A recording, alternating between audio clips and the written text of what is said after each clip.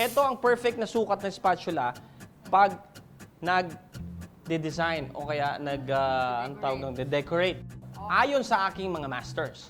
Ito naman, ang maliit na size at nakatupi. Critical po ang paggamit nito. So, kailangan isa sa inyong ang makakuha nito. But wait! Meron akong challenge sa inyo. Kung sino man ang maswerteng makapanalo nito, but kailangan ubusin nyo muna ang wafer stick na ito without using your hands. Ang manalo, spatula. Ready? Go! Ayan po mga kaibigan. Ay, may tumatapon po mga kaibigan. May tumatapon. May nakalubog pa. Miss Julie. Samantalang itong si May, patay, gutom lang ang peg. Nginudngud mo na naman yung mukha mo. Ang dumi mo na naman, Julie. Tingnan natin si Julie. Halika dito. Halika dito. Tingnan natin si Julie. Oh, tingnan mo. Oh, nginudngud niya po. At meron pong natira. Nakita niyo po, meron pong nakalubog. Samantalang kay May po, tingnan niyo mabuti eh. Ubos! So, congratulations, May! Sa iyo ang spatula! Gamit ang chiffon na ginawa nila, pinalaman ito ng specialty ice cream ng Bake and Churn. Itong cake na to, i-decorate nyo using, siyempre, ang inyong ibabalot, yung ginawa nyong whip, di ba? Ang theme po natin sa cake na ito ay birthday cake. Ready, set, go! Uy, paano yung akin? So you have to wear gloves. Nakuha ko nga po to, hindi ko naman alam paano gagamitin. Yung ice Ang cream hirap mo. nga gamitin ito. Ha? Ang hirap nga gamitin. Mahirap. Baluktot kasi yan eh.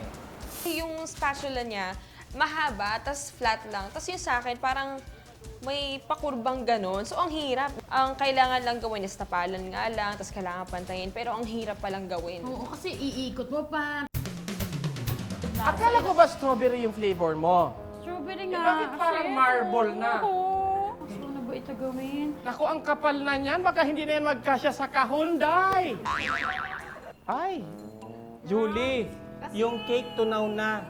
Habang ginagawa namin yon, nakaka-pressure. Kasi may oras eh. Si Game Master pa, parang kinukulit-kulit pa kami na ayusin nyo mga ganyan-ganyan, di ba? So parang, shucks, first time lang namin itong gagawin. Ang hirap naman.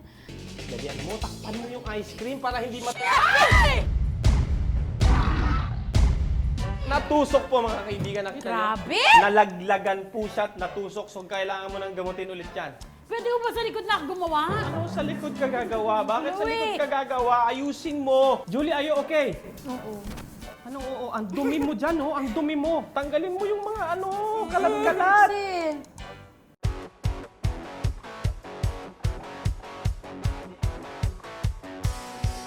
Sus Mariosep, ano to? Labanan ba to ng biskwit? Oras na para husgahan ang inyong mga produkto. Sino kaya ang mas masarap na ice cream cake? Okay, nandito tayo ngayon sa plaza ng Angeles City. At maghahanap ako ng 3 tao titikim dun sa ginawang cake ni Julie at ni May. Ay, ate, pwede ko ba kayo anyayahan? May papatikim lang ako sa'yo. Okay ba? Okay, okay. Okay, tara. Alright! Ito yung cake. So, dalawang individual ang gumawa niyan.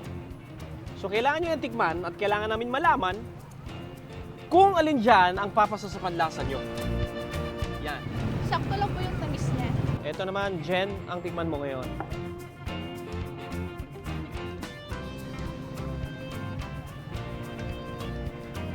What can you say, Len? Masarap to. Mas masarap to. Yun, no? Sakto lang yung tamis. And everything. So, okay. Mas okay to.